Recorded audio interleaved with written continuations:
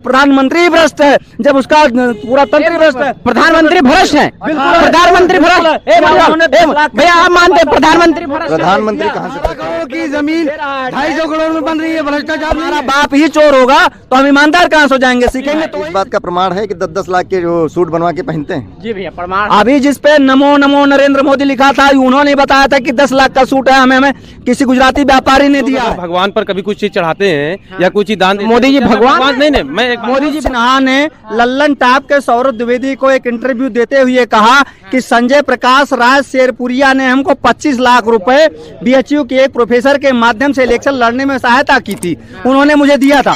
मैंने election fund में जो अकाउंट खोला था उसमें जमा किया, लेकिन जब मैं आयकर का रिटर्न भरने गया तो हमारे सीए ने कहा कि ये आपको लोन में दिखाना चाहिए। जो 120B का मुकदमा सीआरपीसी में होना चाहिए, उस संजय शेरपुरिया के खिलाफ होना चाहिए, उस सीए के खिलाफ होना चाहिए, मनोज सिन्हा के खिलाफ होना चाहिए। क्योंकि किसी को गलत सलाह देना, गलत इंटरप्रिटेशन करना, जब आपको उन्होंने घूस के रूप में दिया था और आप कहे कि चंदा के रूप में दिया है, जब उस पर टैक्स पड़ने लगा, क्योंकि 50,000 से ऊपर से गैर ब्लड रिलेटिव खून के रिश्तेदार नहीं है, खूनी रिश्तेदार नहीं है, मैटरनल पैटर्नल की तरफ से, तो उनका पूरा इनकम जोड़ करके टैक्स देना पड़ता है। तो उस सीए के खिलाफ, मनोज सिन्हा के खिलाफ, जो हमारी निर्मला सीतारमण है, केंद्रीय प्रत्यक्ष बोर्ड का जो चेयरमैन है, वो क्यों नहीं मुकदमा दायर करता है? उनको जेल क्यों नहीं भेजता है? क्यों भारत सरकार क्यों नहीं करते? ऐसे भ्रष्टाचार खत्म होगा। मोदी जी को 10 लाख का सूट किसी ने दिया, जब 50,000 से ऊपर की संपत्ति देने पर उसकी आय में जुड़ जाता है पाने वाले के, तो मोदी जी का वो सूट 10 लाख का 50,000 घटा करके पूरा जोड़ करके मोदी जी ने टैक्स दिया क्या? जब प्रधानमंत्री भ्रष्ट है, जब उसका पूरा तंत्र भ्रष्ट है। प्रधानमंत्री भ्रष्ट है, प्रधानमंत्री भ्रष्ट। भैया आप मानते हैं प्रधानमंत्री भ्रष्ट? प्रधानमंत्री कहाँ से भ्रष्ट हो जाएगा? जी भैया आप मानते हैं प्रधानमंत्री भ्रष्ट है? अरे कोई नहीं मानता, अजीब देश का प्रधानमंत्री है। प्रधानमंत्री आप मानते हैं कि नहीं? भ्रष्ट मानते हैं कि नहीं? सुनो ना, जैसा भी एक मिनट आप जितने भ्रष्ट हैं उन्होंने सुनिए, नहीं आप ऐसी भाषा का इस्तेमाल नहीं कीजिए, आप सुन नहीं कीजिए। नहीं गलत बात है।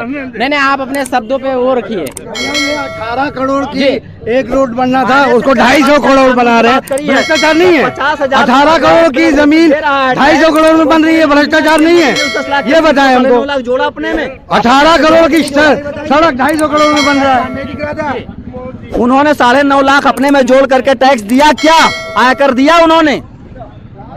तो जब प्रधानमंत्री इस तरीके का है और नहीं जोड़ करके दे रहा है, तो जनता चोरी करेगी, स्वाभाविक है। जब हमारा बाप ही चोर होगा तो हम ईमानदार कहाँ से हो जाएंगे? सीखेंगे तो वही से। जी भाई इस बात का प्रमाण है कि 10-10 लाख के जो सूट बनवा के पहनते हैं। जी भैया प्रमाण। अभी जिस पे नमो नमो नरेंद्र मोदी लिखा था, उन्होंने बताया था कि 10 लाख का सूट है, हमें किसी गुजराती व्यापारी ने दिया है। हम लोग अगर भगवान पर कभी कुछ चीज चढ़ाते हैं या कुछ चीज दान देते हैं। मोदी जी भगवान? नहीं, मैं मोदी जी भगवान भैया व्यापारी ने दिया ना, तो जब व्यापारी ने दे दिया तो वो संपत्ति अब उनकी दादा, मैं दादा से कहना चाहता हूँ, अगर मुझे कोई गिफ्ट मिलेगा, कोई भी देगा, वो आयकर हो कोई कर हो, अगर मुझे देता है मैं लूंगा। हाँ तो आप लेंगे, लेकिन ये नियम है कि आयकर में उसकी जो कीमत है, उसको जो 50,000 से ऊपर की अगर उसकी कीमत पड़ती है, तो सारा पैसा आप अपने पूरे आय में जोड़ेंगे और उस पर आप टैक्स देंगे। ये गिफ्ट टैक्स है लगा हुआ है। जिसने दिया उसने टैक्स देके ही दिया होगा ना? उसने दिया होगा, लेने वाले की आय में जुड़ता है, ये इनकम टैक्स का कानून है। हाँ तो ये अच्छी बात है, ये अच्छी बात है। अगर उन्होंने इसी मुद्दे पे मोदी सरकार पर मोदी जी को भ्रष्ट नहीं, भ्रष्ट तो नहीं कह सकता भैया। देश के प्रधानमंत्री हैं, मैं उनका। जी भैया मोदी जी को नहीं मोदी जी भ्रष्ट नहीं है, बिल्कुल नहीं है भैया। जी कानून के दायरे में नहीं भैया, कानून के दायरे में आप मानते हैं कि नहीं?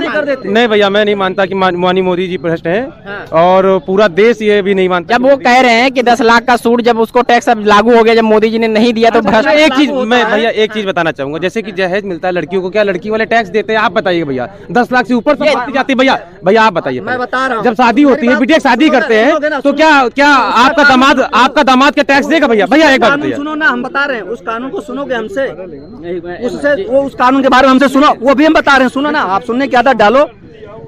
आयकर विभाग के अनुसार शादी में पाया हुआ जितना भी गिफ्ट होगा वो टैक्स फ्री होगा, इसलिए। लेकिन किस नियम के तहत होगा भैया? आयकर विभाग की में आप नियम बताइए। मैं बता रहा हूँ नियम ना, आयकर विभाग की 1961 की उसके अंतर है, आयकर अधिनियम की धारा 1961 के अंतर्गत है। उसमें एक मिनट अभी इनका जवाब है।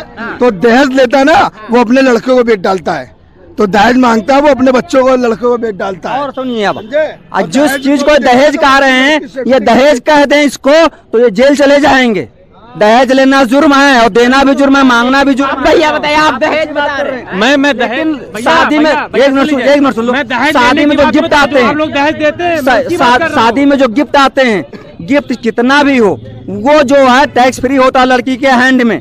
लोग आते हैं अलग अलग दे जाते हैं, उसमें गिफ्ट टैक्स का वो नए दायरा नहीं होता है। लेकिन उस लड़की के बाप को बताना पड़ेगा कि कितना गिफ्ट आया और कितना आपने खर्चा किया। बताते भैया आप। अच्छा, अभी पीएम को 10 लाख सूट वाले, तो पीएम को 10 लाख आदमी का सूट दे रहा, तो कोई फायदा पीएम से ले रहा होगा या कोई उद्योगपति ऐसे दे देगा? नहीं, फायदा की बात नहीं भैया। हम लोग अगर भगवान पर कभी कुछ चीज चढ़ाते हैं या कुछ चीज दान, मोदी जी भगवान नहीं, मैं मोदी जी भगवान भैया, मैं भगवान की बात बता रहा हूँ ना, तो मैं क्या उनसे फायदा लेता हूँ? हमारी मर्जी के अनुसार मैं किसी को भी कुछ भी दे सकता हूँ भैया, ठीक है। भगवान पर जो प्रसाद चढ़ता है उस पर टैक्स नहीं लगता, सोना और चांदी चढ़ाते उस पर टैक्स नहीं लगता है, क्योंकि वो जो भगवान को चढ़ता है, जो ट्रस्ट में आता है, 80% जनता के हितों के लिए खर्च करने का प्रावधान इनकम टैक्स में 20% की सरप्लस उसके पास रहेगा। लेकिन ये इंडिविजुअल टैक्स है, इंडिविजुअल और वो ट्रस्ट का टैक्स अलग अलग होता है, एसोसिएशन ऑफ पर्सन का।